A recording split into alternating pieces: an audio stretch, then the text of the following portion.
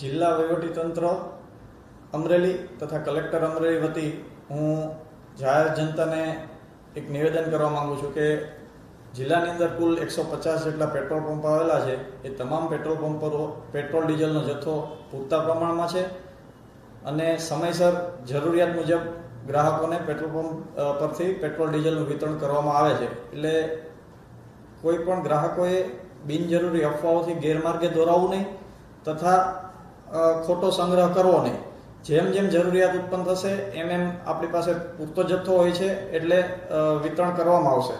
અને સંગ્રહખોરી કરતા જો કોઈ વ્યક્તિઓ અથવા તો સંસ્થાઓ ઝડપાશે તો એમની સામે પણ તંત્ર પગલાં લેવા માટે કટિબદ્ધ છે.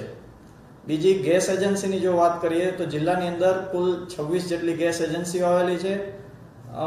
એમાં તમામમાં 1 માર્ચથી લઈને 22 માર્ચ સુધીમાં જિલ્લાની અંદર 1,10,000 કરતાં પણ વધુ ગેસની બોટલોનું વિતરણ કરવામાં આવેલ છે.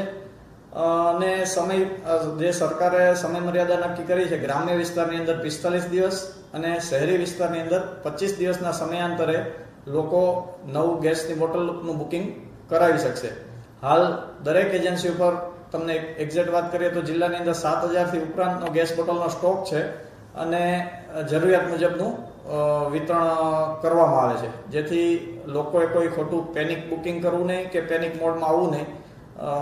એવી વહીવટીતંત્ર વતી હું આપ સૌને અપીલ કરું છું. વધુમાં બીજી એક વાત આપ સૌના ધ્યાન પર મૂકવાની કે આપણા જિલ્લાની અંદર ગુજરાત ગેસની જીએસપીસીની પીએનજી લાઇન પણ આવેલી છે. એટલે જે લોકોને કોમર્શિયલ ધંધાર્થે જે લોકો કોમર્શિયલ બોટલનો ઉપયોગ કરે છે એવા લોકોને પણ અમે જિલ્લાની અંદર દરેક તાલુકાની અંદર પ્રાંત કક્ષાએ તથા ડીએસઓ કક્ષાએ મિટિંગ કરીને સમજૂત કર્યા છે કે તેઓ પીએનજી માટે પાઇપ ગેસ લાઇન માટે પણ એપ્લાય કરી શકે છે અને વિધિન એપ્લાય કરે એના વિધિન 10 to 15 ડેઝ એ લોકોને પીએનજી કનેક્શન મુહૈયા કરાવવામાં આવશે. એ બાબતે સમજૂત કરવામાં આવેલ છે.